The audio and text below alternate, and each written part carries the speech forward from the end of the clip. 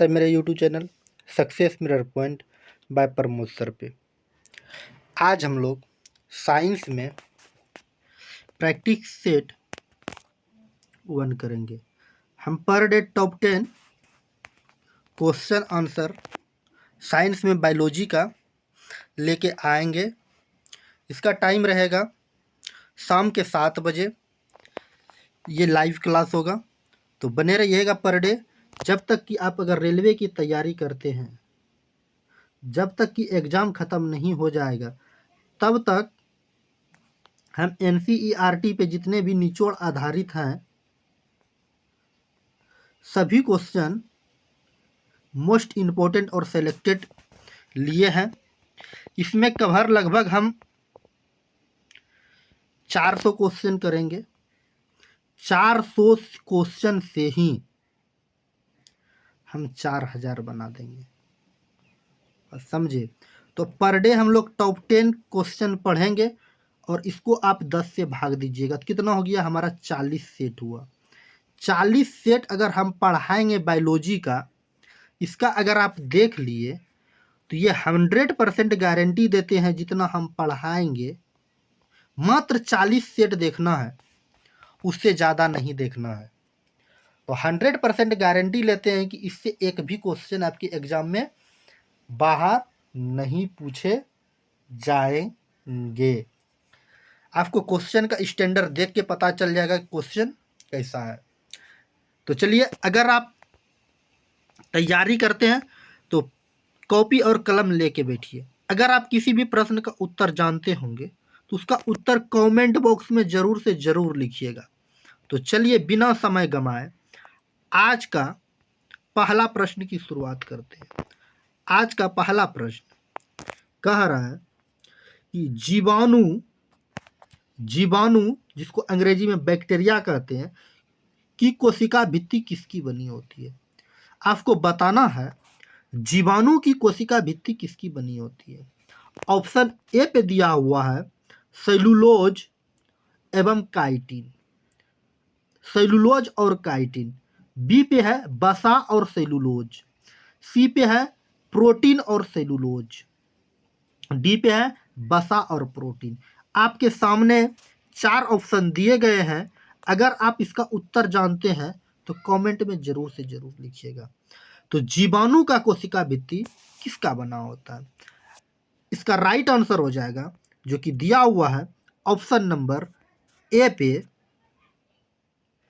Cellulose और chitin की बनी होती है। जीवाणु की कोशिका भित्ति किसकी बनी होती है, जिसको अंग्रेजी में बैक्टीरिया कहते हैं, सेलुलोज और काइटिन की बनी होती है। इनके बाद चलिए कुछ देख लेते हैं जो आपके एग्जाम के व्यू से काफ़ी इम्पोर्टेंट है। कह रहा है क्या, जीवाणु की बात किया जाए तो जीवाणु की कोशिका भित्ति किसकी बनी होती है, तो सेलुलोज और काइटिन। इससे पहले इसकी चर्चा की है। इनके बाद बात आती है कवक। कवक का कोशिका भित्ति किसकी बनी होती है, तो काइटिन की बनी होती है। को से कवक, को से काइटिन, याद रखिएगा। इनके बाद चलिए नेक्स्ट है कि पेड़ पौधों की कोशिका भित्ति किसकी बनी होती है। तो पेड़ पौधों की जो कोशिका भित्ति बनी होती है ये सेलुलोज का बना होता है। तो इसी तरह से हम प्रत्येक क्वेश्चन का आंसर को कवर करेंगे और ऑप्शन को तोड़ते जाएंगे। इसलिए कहते हैं कि हम 40 सेट बताएंगे। अगर 40 सेट आप पर डे वीडियो देख लिए तो 100% गारंटी लेते हैं कि बायोलॉजी से जो पूछे जाते हैं प्रत्येक एग्जाम में 5 से 7 नंबर, इससे एक भी क्वेश्चन बाहर नहीं आएगा।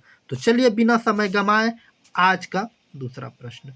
आज का दूसरा प्रश्न कह रहा है कि किसी माध्यम में सभी सूक्ष्म जीवों को नष्ट करना कहलाता है। किसी माध्यम में सभी सूक्ष्म जीवों को नष्ट करना कहलाता है।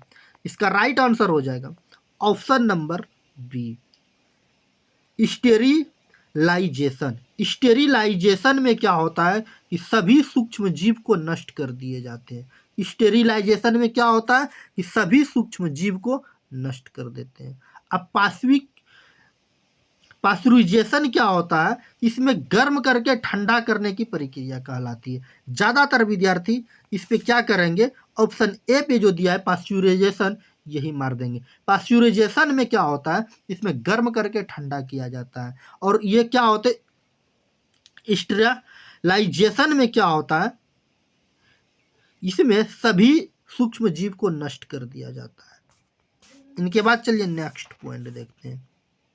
सेटिनेशन में क्या होता है, सेटिनेशन में वायरस को खत्म कर दिया जाता है। सेटिनेशन में क्या किया जाता है, वायरस को खत्म कर दिया जाता है। चलिए नेक्स्ट प्रश्न, आज का तीसरा प्रश्न। आज का तीसरा प्रश्न कहता है कि विषाणु क्या कहे जा सकते हैं। विषाणु जो है, जिसको अंग्रेजी में वायरस कहते हैं, VIRUS वायरस कहते हैं, इसको हम लोग क्या कह सकते हैं। एक कोशिकीय जीव, ओ कोशिकीय जीव या बहुकोशिकीय जीव, और डी पे है इनमें से कोई नहीं। डी पे नोट दिया है। आपको इसमें बताना है विषाणु जो है ये क्या कहलाते हैं। विषाणु क्या कहलाते हैं। ऑप्शन ए पे है एक कोशिकीय जीव, बी पे है ओ कोशिकीय जीव, और सी पे है बहुकोशिकीय, और डी पे इनमें से कोई नहीं। अगर इसके राइट आंसर की बात किया जाए, विषाणु क्या कहे जाते हैं, इसका राइट आंसर हो जाएगा option number B. Option number B, ओ कोशिकीय जीव कहे जाते हैं। बात समझे। इनके बाद चलिए नेक्स्ट देख लेते हैं। जब भी बात आती है विषाणु की, विषाणु की खोज की बात किया जाए तो सबसे पहले इवानोविस्की ने 1892 ईस्वी में किया गया था। विषाणु की खोज सबसे पहले किसने किया था, 1892 ईस्वी में किया था इवानोविस्की ने। यह रूस के वनस्पति शास्त्र के जनक कहे जाते और रूस के रहने वाले थे। बात समझे। इन्होंने एक तंबाकू के पौधों में रोग के माध्यम से ये विषाणु को खोजा था। अब चलिए लगे हाथे हम लोग देख लेते हैं जो एग्जाम के व्यू से आपके काफ़ी इंपॉर्टेंट है, विषाणु से होने वाले रोग। विषाणु से होने वाले रोग आप तो भली भांति जानते होंगे, कोविड-19 जिसको हम लोग कोरोना वायरस कहते हैं। कोरोना वायरस क्या है, विषाणु से होने वाले रोग थे। इन्फ्लुएंजा भी विषाणु से होने वाले रोग हैं। ह्यूमन पैपिलोमा वायरस ये भी विषाणु है। पोलियो आप लोग सुने होंगे, बचपन में मार देते हैं, बचपन में मार दे तो पोलियो, और जवानी में मार दे या बुढ़ारी में मार दे तो उसको कहते हैं लकवा। ये भी वायरस के कारण होने वाला है। इनके बाद चलिए नेक्स्ट, आज का चौथा प्रश्न। आज का चौथा प्रश्न कह रहा है कि विषाणुओं का आनुवंशिक पदार्थ है, विषाणु का आनुवंशिक पदार्थ क्या कहे जाते हैं या क्या कहलाते हैं। तो विषाणु का जो आनुवंशिक पदार्थ है जो कि दिया हुआ है, ऑप्शन नंबर ए पे DNA या RNA, बी पे है DNA और RNA, सी पे है क्रोमोसोम, डी पे है प्रोटीन। इसका आंसर आपको बताना। अगर उत्तर जानते हैं तो कमेंट में जरूर से जरूर लिखिएगा। इसका राइट आंसर हो जाएगा ऑप्शन नंबर ए, या तो DNA कहलाते हैं या तो RNA कहलाते हैं विषाणु के आनुवंशिक पदार्थ। अब चलिए बात करते हैं वायरस की, जिसको हिंदी में विषाणु कहते हैं। वायरस का आनुवंशिक पदार्थ क्या होता है, या तो DNA होगा या तो RNA होगा। पेड़ पौधों में होने वाले बीमारी ये किसको प्रभावित करता है, RNA को। और जंतु वायरस, जंतु में जो भी बीमारी होती है ये DNA को प्रभावित करते हैं। इनके बाद चलिए आज का पांचवा प्रश्न। आज का पांचवा प्रश्न कह रहा है क्या ज्ञात सबसे छोटा प्रोकैरियोटिक जीव है। ज्ञात सबसे छोटा प्रोकैरियोटिक जीव क्या कहलाते हैं। इसका राइट आंसर हो जाएगा ऑप्शन नंबर बी, माइकोप्लाज्मा। ज्ञात में सबसे छोटे प्रोकैरियोटिक जीव क्या कहलाते हैं, तो माइकोप्लाज्मा कहलाते हैं। अब माइकोप्लाज्मा जो होती है ये सबसे छोटी कोशिका होती है। माइकोप्लाज्मा क्या कहलाती है, यह सबसे छोटी कोशिका होती है। याद रखिएगा, माइकोप्लाज्मा ये सबसे छोटी कोशिका होती है।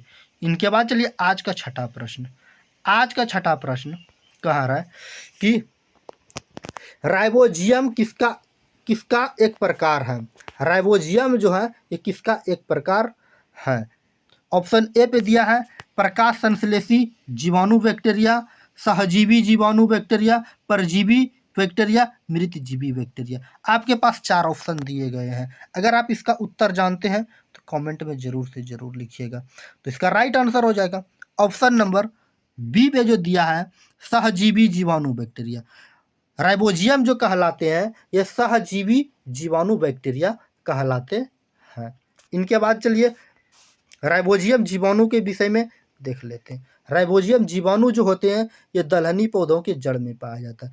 राइबोजियम जीवाणु कहाँ पर पाए जाते हैं? ये दलहनी पौधों के जड़ में पाए जाते हैं और यह एक प्रकार के सहजीवी जीवाणु होते हैं। इनके बाद चलिए आज का 7 नंबर प्रश्न। आज का 7 नंबर प्रश्न कह रहा है कि विषाणु में निम्नलिखित में से कौन सा एक प्रकार की विशेषताएं नहीं होती है। विषाणु जो होते हैं वायरस में, इनमें से कौन सी एक प्रकार की विशेषताएं नहीं होती है। तो विषाणु में जो क्या नहीं पाए जाते हैं, तो देखिए ऑप्शन ए पे दिया है परपोषी कोशिकाओं के भीतर प्रजनन। परपोषी कोशिकाओं के भीतर प्रजनन, कोशिका भित्ति में मौजूदगी,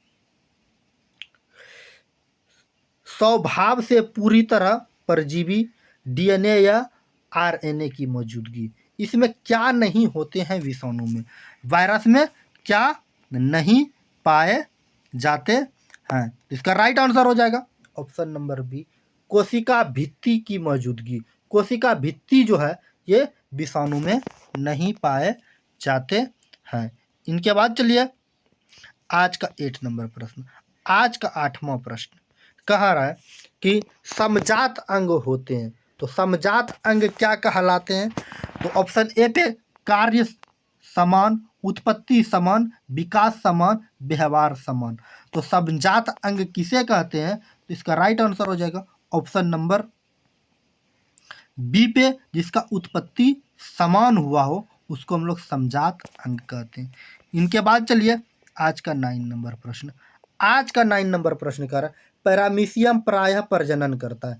पैरामीशियम जो होते हैं ये प्रायः प्रजनन कहाँ पर करते हैं, तो इसका राइट आंसर हो जाएगा। अब देखिए पहले ऑप्शन को देख लेते हैं। ऑप्शन ए पे दिया है कलिका द्वारा, ओइडिया द्वारा, जीवाणु द्वारा। इनके बाद डी पे दिया हुआ है विखंडन द्वारा। इसका राइट आंसर हो जाएगा ऑप्शन नंबर डी, विखंडन। पैरामीशियम चलने के लिए सिलिया का प्रयोग किया जाता है। याद रखिएगा पैरामीशियम जो होते हैं ये अपना चलने के लिए सिलिया का प्रयोग किया जाता है। इनके पैरामीशियम में प्रजनन विखंडन विधि के द्वारा होता है, जो अभी आज का प्रश्न में था। इनके पैरामीशियम, यूग्लिना, अमीबा, प्रोटोजोआ सभी एक कोशिकीय जीव होते हैं। अमीबा में प्रजनन खंडन विधि द्वारा किया जाते हैं। हाइड्रा में प्रजनन मुकुलन विधि के द्वारा किए जाते हैं। ये एग्जाम के व्यू से काफ़ी इंपॉर्टेंट है, याद रखिएगा। इनके बाद चलिए आज का 10वां प्रश्न और अंतिम प्रश्न।